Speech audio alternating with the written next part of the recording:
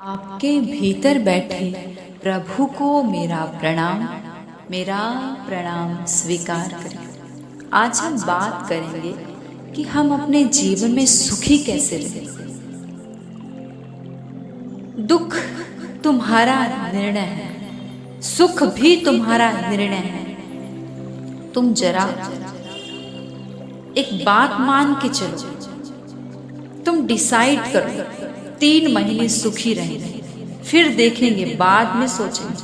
3 महीने एक प्रयोग कर ले कि निर्णय से सुखी रहे। कुछ भी हो जाए, हम अपने सुख को नहीं रखोएंगे, बार बार पकड़ेंगे। छूट जाएगा हाथ से, फिर पकड़ के संभाल लेंगे। 3 महीने बिना कारण सुखी रहेंगे, तुम फिर कभी जिंदगी में दुखी ना हो सकोगे।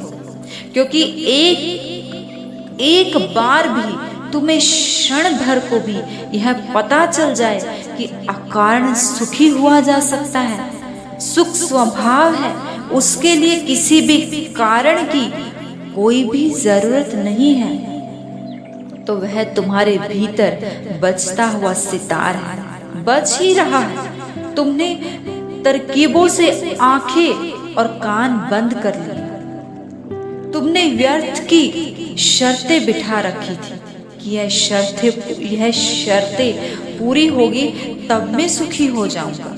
शर्तें पूरी हो जाएगी, तुम पाओगे, फिर भी खुश ना हुए, मन नई शर्तें बना लेगा। अंतर यात्रा निर्णय है साहस का। बाहर की तरफ सभी जाते हैं, भीतर की तरफ कोई शूरवीर जाता है। बाहर की तरफ पशु भी जाते हैं, पक्षी भी जाते हैं, पौधे भी जाते हैं। तुम्हारा कुछ गुण गौरव नहीं, तुम बाहर की तरफ जाते हो। भीतर की तरफ ना पशु जाते, ना पौधे, ना पक्षी, ओनली मनुष्य जा सकता है। सभी मनुष्य जा सकते हैं, कोई शूरवीर ही जा सकते हैं। अंतर यात्रा सबसे कठिन यात्रा है। चांद पर पहुंचना आसान है, वो बाहर की यात्रा है। गौरी शंकर पर चढ़ जाना आसान है, क्योंकि वो बाहर की यात्रा है। अपने भीतर आ जाना सबसे कठिन यात्रा है। किंतु तुम्हें भीतर में आने में तुम्हारे जन्मों जन्मों के आदतों के जाल तोड़ने पड़ेंगे, जन्मों जन्मों के कर्म टूट जाएंगे, ऐसी हिम्मत दिखानी पड़ेगी। जन्मों जन्मों के संवाद व्यर्थ है, ऐसी जानने की क्षमता जुटानी पड़ेगी। तब तुमने जो भी किया वो स्वप्न था, इसे झेल लेने की हिम्मत बड़ी से बड़ी हिम्मत है। मैं अब तक गलत था, जन्मों जन्मों तक गलत था। ऐसी जिनके भाव होते हैं उसके जीवन में सही की शुरुआत हो जाती।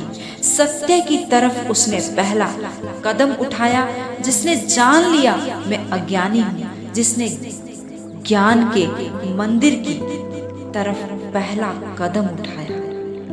तो जो इंसान अकारण खुश रहता है, अपने भीतर की यात्रा करता है, अपनी आत्मा से जुड़ता है, शरीर और आत्मा को अलग मानता है, वो अकारण अपने जीवन में खुश रहता है।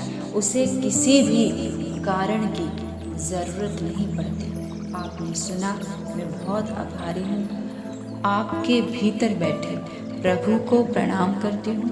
मेरा प्रणाम स्वीकार करें।